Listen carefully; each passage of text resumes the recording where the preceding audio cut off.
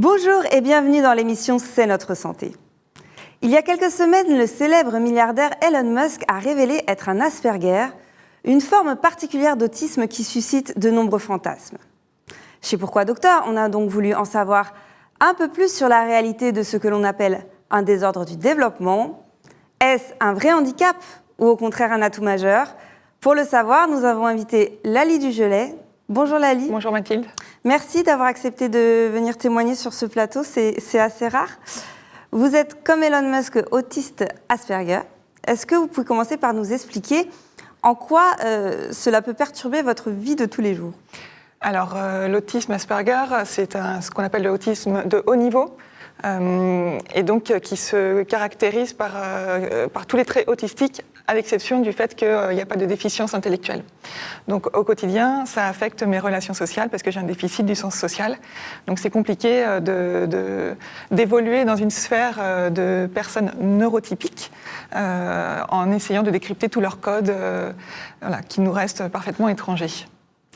Ça enclenche donc des problèmes de communication?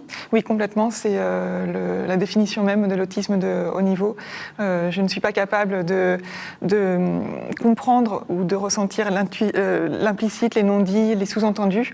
Donc forcément, dans une société où les gens parlent beaucoup par image, c'est compliqué. Moi, je suis dans un fonctionnement cérébral qui fait que l'information est traitée de façon différente qu'un neurotypique.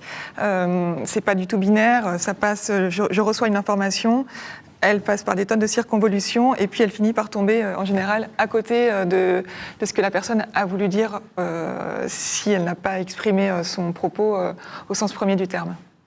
Il y a des autistes Asperger qui racontent avoir des passions dévorantes. Est-ce que c'est votre cas? Alors c'est mon cas, c'est vrai, ça s'appelle des intérêts spécifiques. Alors moi les miens sont multiples, c'est-à-dire que je vais me passionner pendant un certain temps sur un sujet, jusqu'à ce que j'ai fait tout le tour de la question et que j'ai l'impression de bien maîtriser, et après je passe au sujet suivant.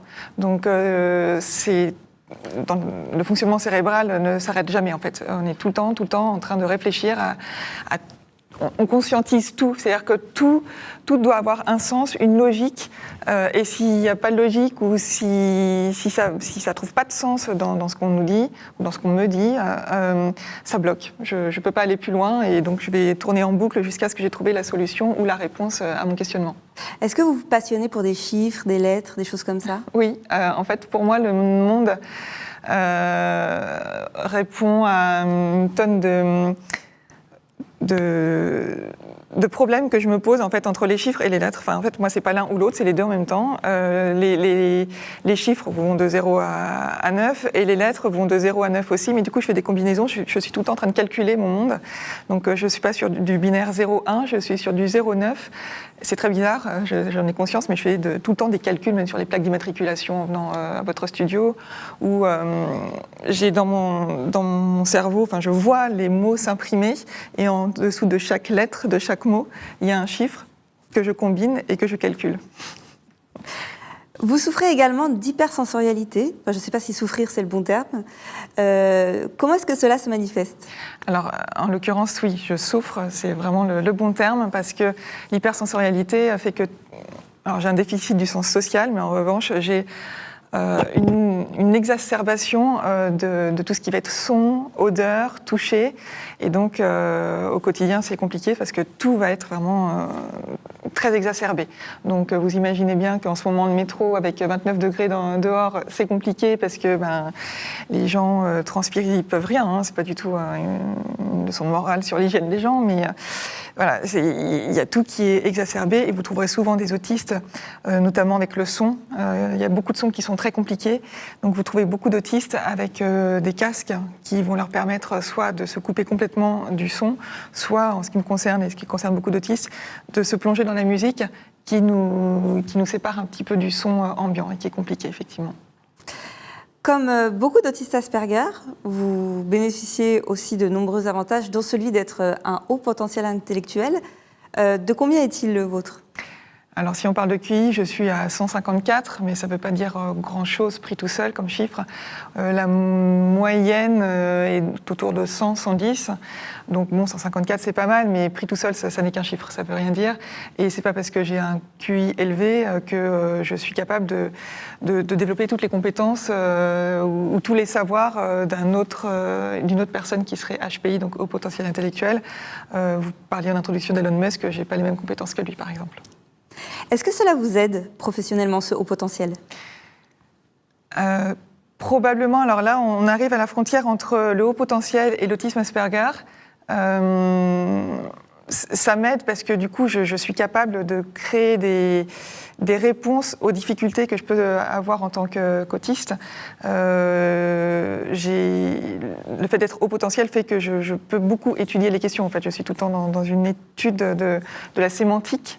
Pendant des années, j'ai appris par cœur des pages entières du dictionnaire. Tous les soirs, j'apprenais 10 définitions avec toutes les entrées du dictionnaire. Donc la définition 1, l'entrée 1 qui est le sens premier du terme, et puis les 2, 3, pour essayer de savoir après mettre dans le bon contexte la bonne définition, ce qui demande un effort perpétuel et qui régulièrement tombe à côté aussi de la plaque.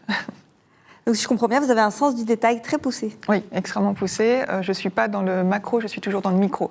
Parce que je suis toujours en train d'analyser la moindre petite situation pour savoir si je comprends bien comme il faut ou pas. Donc c'est vraiment un effort intellectuel qui est très poussé et très, très fatigant, qui peut mener à un épuisement intellectuel et physique aussi, du coup.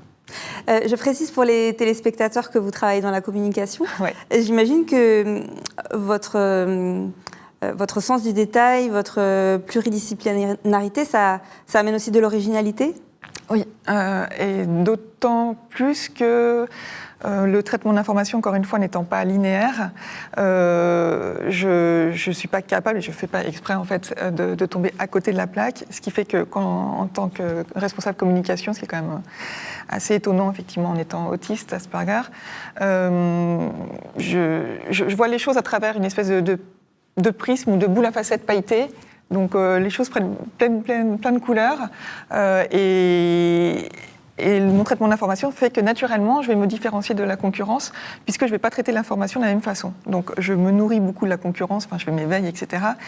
Mais comme je ne comprends pas ce qu'ils disent visiblement ou la façon dont ils veulent porter l'information, le message, j'ai un traitement d'information qui sert bien mon métier et d'autant plus que je suis une passionnée du mot depuis toujours, probablement parce que inconsciemment, j'ai voulu essayer de comprendre ce que les gens voulaient dire, et donc j'ai un sens très pointu du traitement du mot.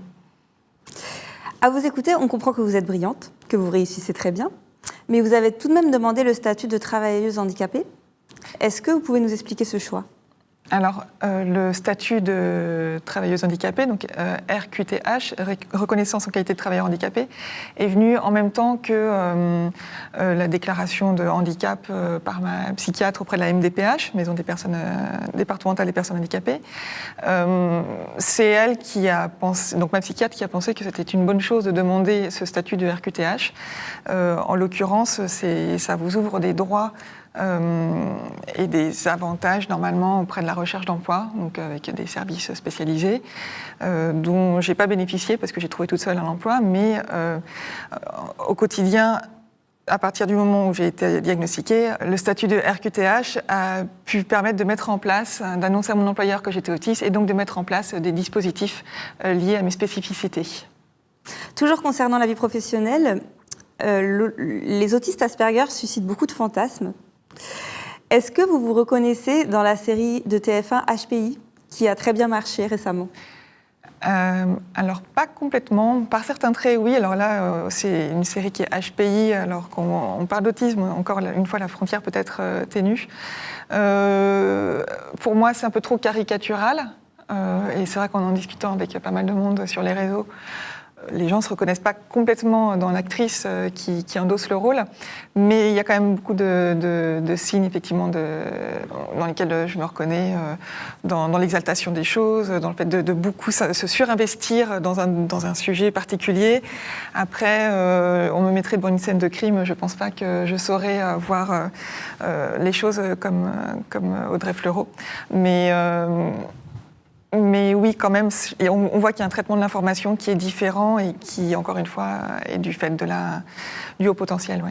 Il y a d'autres séries ou de films dans lesquels vous vous reconnaissez plus, peut-être ? Oui, il y a une série dans laquelle je me reconnais aussi, puisque donc, je porte les deux spécificités, qui est sur France 2, dont le nom m'échappe, qui s'appelle Astrid et Raphaël, pardon, qui est passé. Il y a eu plusieurs épisodes où là, c'est une vraie Otis Asperger qui est mise en scène et qui ressemble pas mal. Mais Otis Asperger, mais en même temps, on sent qu'il y a un autisme un petit peu plus profond qui l'habite que moi.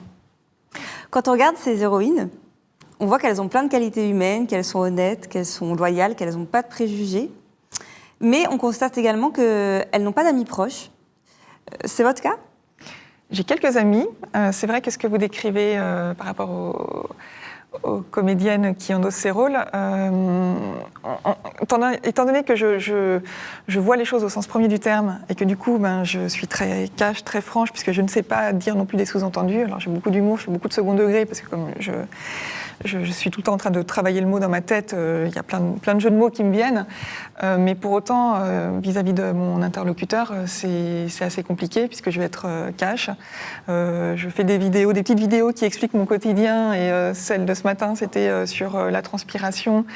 Et ben voilà, je dis à quel point ça peut m'indisposer, moi, en tant qu'autiste, sans juger, ni évidemment porter autre chose que mon ressenti d'autiste. Mais c'est vrai que j'ai des amis, mais qui ont la particularité d'être assez faux-folles, qui sont capables de me prendre telle que je suis sans que j'ai besoin de masquer mon handicap, et donc avec un côté très à côté de la plaque, très exalté dans mon quotidien. Mais oui, j'ai pas 30 millions d'amis non plus. Vous avez du mal à accéder à l'empathie ? Oui. En fait, dans la mesure où je vois les choses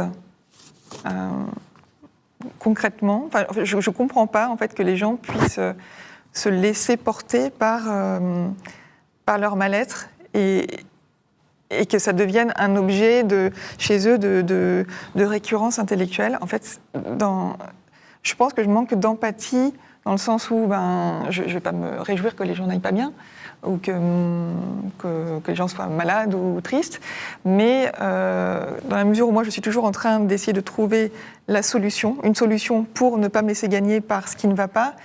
Voilà, mon manque d'empathie se manifeste comme ça. C'est dans ce cas-là, si ça ne va pas, essaye de trouver quelque chose qui te permettra d'aller mieux. Pour autant, voilà, j'ai conscience que les gens ne fonctionnent pas comme ça, les neurotypiques ne fonctionnent pas comme ça. Donc, encore une fois, je ne me réjouis pas, mais clairement, je manque d'empathie sans manquer d'intérêt pour la personne. Je ne vais pas passer des heures à plaindre la personne, si c'est ça le sens qu'on met dans l'empathie. Je ne sais pas faire. Vous êtes mariée depuis 18 ans. Est-ce que le syndrome d'Asperger impacte votre vie de couple ? Positivement ou négativement ? Positivement, négativement, probablement. Alors au départ, quand on s'est rencontrés, je pense que ce qui a séduit mon mari, c'est mon côté justement à côté de la plaque, qui est très décalé.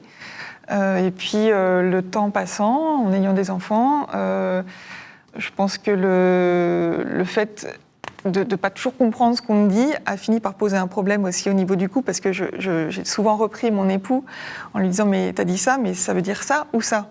À partir du moment où le mot peut avoir plusieurs sens, il faut que je me fasse préciser. Donc j'imagine que ça peut de temps en temps être pénible pour la personne à qui vous demandez de préciser tout le temps, et que surtout quand vous êtes un adulte neurotypique, voilà, le fait que votre épouse vous demande tout le temps si c'est ça ou ça que vous avez voulu dire, je pense qu'à un moment, il croyait que c'était pour le reprendre, alors que ce n'était pas du tout le cas. Vous êtes également maman de 2 enfants, qui sont, si je ne me trompe pas aujourd'hui, adolescents. Oui. Comment est-ce qu'on gère la parentalité ? Alors, je suis désolée, c'est une question un peu large, mais comment est-ce qu'on gère la parentalité quand on est autiste Asperger ? Donc effectivement, j'ai 2 garçons qui ont 12 ans et demi et 17 ans, donc qui sont rentrés en plein dans le dur de l'adolescence. La parentalité, tant qu'ils étaient jeunes, ça allait, parce que j'ai fait comme je pensais devoir faire, sans trop me laisser influencer par tous les conseils des mamans, belles-mamans, cousines, tantes et grand-mères. Mes enfants ne se sont jamais plaints d'avoir une maman qui était différente.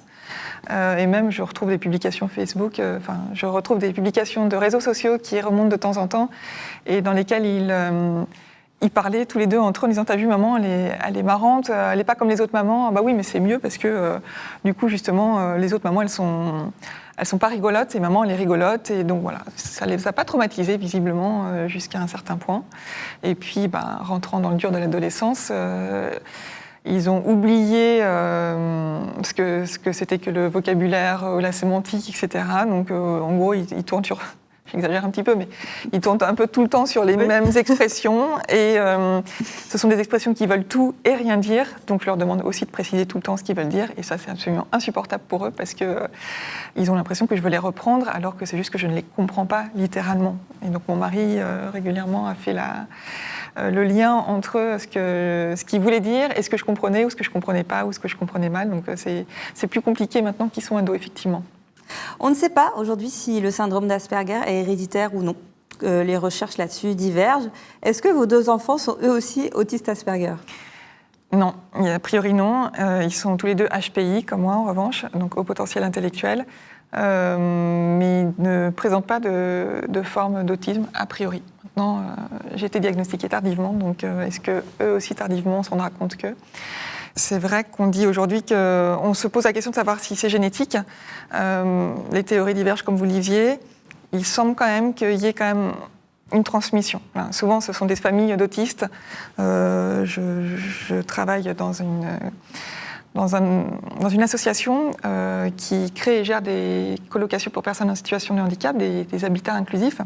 Et dans l'un des habitats, il y a une personne autiste qui est là, et ses 2 frères sont autistes aussi. Mais l'un est autiste Asperger, l'autre autisme entre les deux, et puis celui qui vit dans la colocation et qui est autiste plus sévère. Donc ça pose quand même question. Il y a souvent des antécédents familiaux également.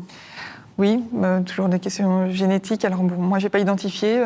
Je suis la 3e de 4 enfants et la 9e de 50 cousins germains. Je n'ai pas connaissance d'autres cas d'autisme, mais bon, ce sont des diagnostics qui sont posés depuis assez peu de temps. Diagnostic de l'autisme de haut niveau. Donc peut-être qu'on est passé, comme pour moi, à côté de diagnostics pour les autres membres de la famille, je ne sais pas. Vous êtes aujourd'hui épanouie ?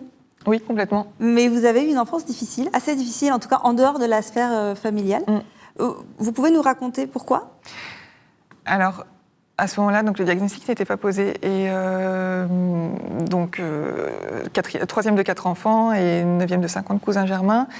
Donc, je vivais ma petite vie tranquille, où j'étais bien acceptée. Mais c'est vrai qu'à l'école, au collège, et moins au lycée, parce que les enfants grandissent, les enfants sont assez durs entre eux. Et le fait d'avoir une petite camarade de classe qui était tranquille dans son coin et qui, peut-être, je ne sais pas, j'ai un grand pouvoir de résilience sur ce qui ne va pas, donc je ne m'attache pas à ce qui ne va pas. J'ai vécu pas mal de situations de harcèlement, de harcèlement même physique, d'agression physique, où je revenais blessée à la maison avec des coups de fourchette ou de couteau, mais j'ai caché ça à mes parents parce que je sentais que c'était pas normal et que j'avais pas envie de leur faire de peine. C'est pas ce que racontaient non plus mes frères et sœurs et mes cousins, donc je sentais qu'il y avait quelque chose qui n'était pas normal dans cette situation, mais je préférais ne pas faire de vagues et rester dans mon petit coin. Et bon, en fait, quand on reste dans son petit coin, quand on est une enfant, ça dérange les autres, parce qu'on ne rentre pas en interaction, on ne rentre pas en relation avec les enfants, et ça les gêne plus qu'autre chose. Donc ouais, ça a été compliqué. Il y a beaucoup d'enfants Asperger qui se plaignent d'anxiété ou de sensations ou de sentiments dépressifs. Ça a été votre cas ? L'anxiété, oui, clairement. Je suis habitée par l'anxiété. Je suis qu'une anxiété ambulante, puisque je suis tout le temps en train de me demander si ça va pas, si je dis bien, pas bien, si je suis bien positionnée, en fait, je me pose beaucoup de questions quand je suis dans un univers neurotypique. Chez moi, beaucoup moins. Je me lâche et puis peu importe ce qu'on peut... Enfin, les gens pensent rien d'ailleurs de moi, donc en tout cas rien de négatif. L'autisme Asperger, enfin l'autisme tout court, je pense, est une difficulté dans le fait qu'on se positionne toujours par rapport à d'autres, et la neurodiversité n'est pas encore très bien connue et donc bien acceptée. En revanche, vous ne souffriez pas de retard de langage ? Non, d'ailleurs ça se voit, je parle beaucoup. J'ai su parler assez tôt et lire très très tôt. En moyenne section, je savais déjà lire. Mais encore une fois, parce que l'autisme Asperger ne se manifeste pas par un déficit cognitif ou intellectuel. Donc il y a beaucoup d'autistes Asperger qui parlent très tôt, très jeunes. Il y en a beaucoup, ça ne veut pas dire que c'est tous. Je ne fais pas une généralité de mon cas et qui est le cas d'autres personnes. Mais en fait, on rentre dans un trouble du spectre autistique qui rassemble beaucoup d'autistes. Aujourd'hui, finalement, on ne parle plus vraiment d'autisme de haut niveau ou d'autisme Asperger et de troubles de Kanner, qui sont les deux extrémités des spectres de l'autisme. On a mis tout le monde dans toute une belle famille d'autistes, et il se trouve que je me trouve dans ceux qui n'ont pas de déficit cognitif. Vous avez été diagnostiquée très tard, à l'âge de 43 ans. Vous pouvez nous raconter comment ça s'est passé ? Alors, c'est un processus diagnostique que j'avais entamé il y a une bonne quinzaine d'années. Justement, quand, avec mon époux, j'ai commencé un petit peu trop à le reprendre, et donc lui m'a dit, il y a un truc quand même, c'est un peu bizarre. Et puis surtout, au moment où j'ai mis les pieds dans l'univers professionnel en entreprise, parce que avant je travaillais dans l'édition, mais de chez moi.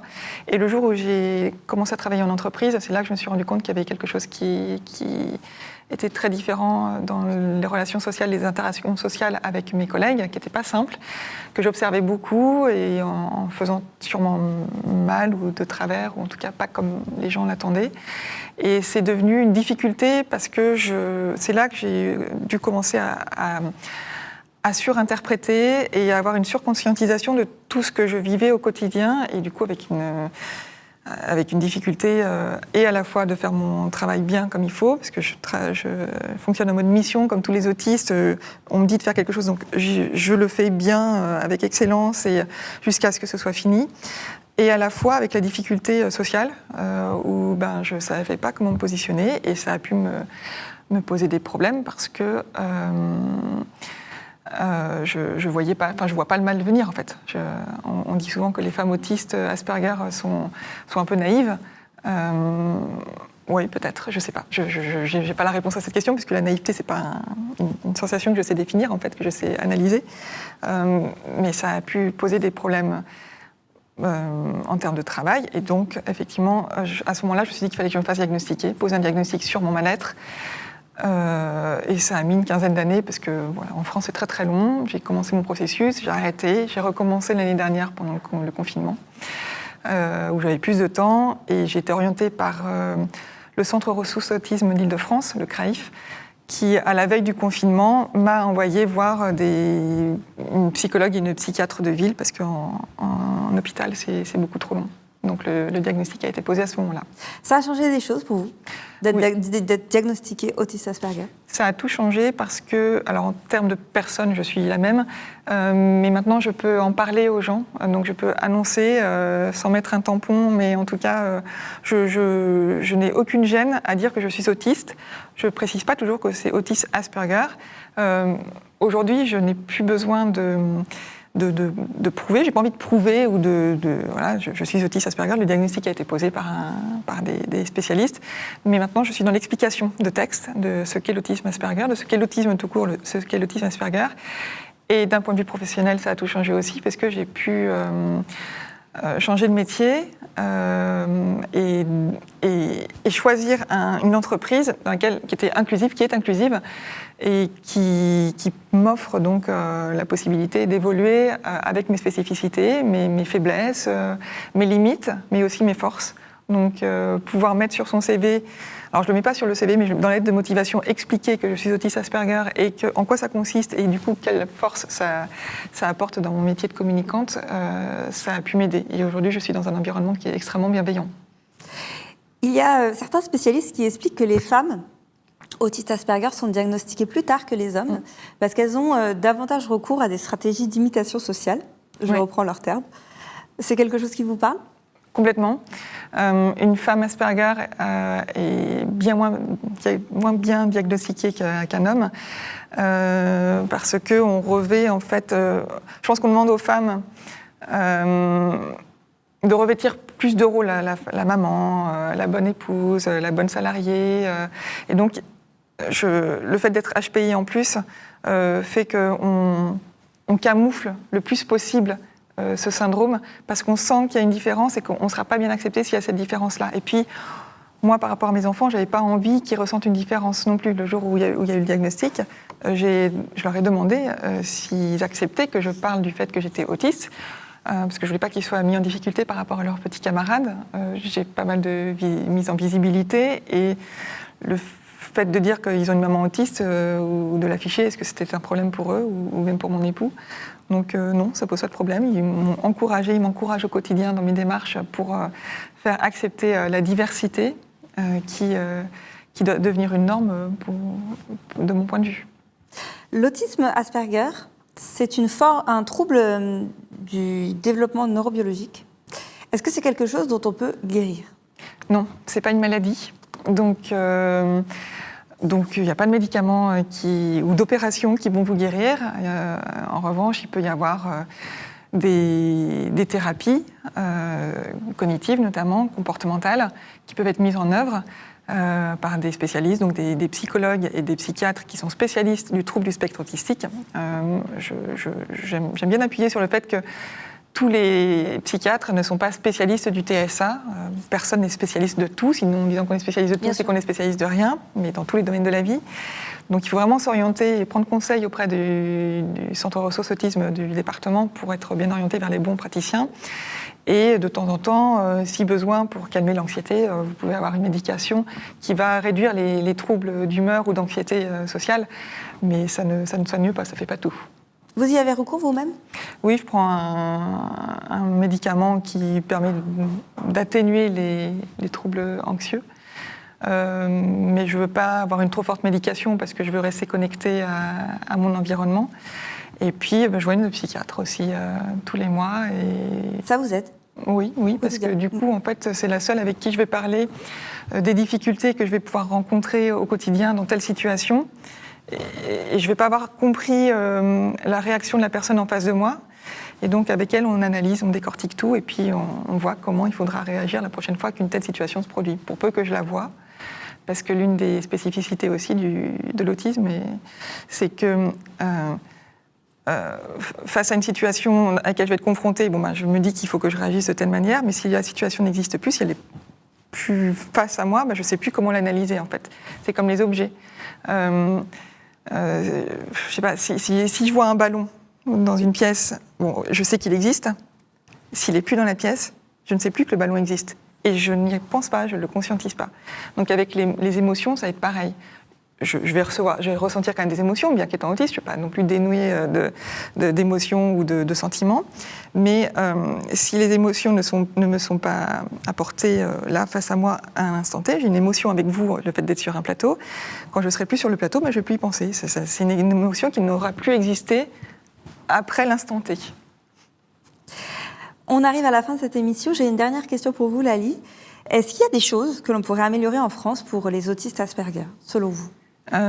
Oui, je pense que le diagnostic est assez récent de l'autisme Asperger, autisme de haut niveau. Et malheureusement, du coup, il y a beaucoup d'adultes. C'est pour ça que les adultes de mon âge sont en train de se faire diagnostiquer. Il y a beaucoup d'adultes qui ne sont pas bien diagnostiqués. Donc, l'autisme sévère est plus facile à diagnostiquer puisque il y a des manifestations physiques, cognitives qui sont très, très, très claires.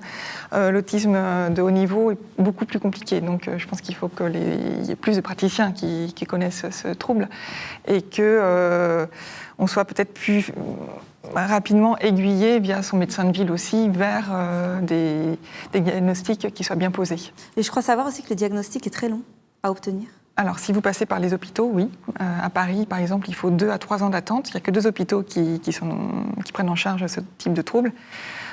Et encore, ils vous disent d'arriver, donc vous avez un rendez-vous pour dans 2 ans. Ils vous demandent d'arriver en ayant fait tous les tests pour savoir si vous êtes bien TSA et d'avoir un mot d'un psychiatre qui atteste que probablement vous êtes autiste Asperger. Donc en fait, le fait d'attendre 3 ans en ayant déjà eu un premier parcours diagnostique me semble pas... Enfin, en tout cas, en ce qui me concernait moi, n'était pas utile. Nous allons ainsi conclure cette émission. Merci, Lali Dugelet, pour la clarté et la précision de vos réponses. Merci à tous pour votre participation et surtout pour votre fidélité. Vous pouvez retrouver cette émission comme d'habitude sur notre site Pourquoi Docteur et notre chaîne YouTube. Je vous donne rendez-vous pour le prochain Questions aux experts qui portera sur la libido féminine.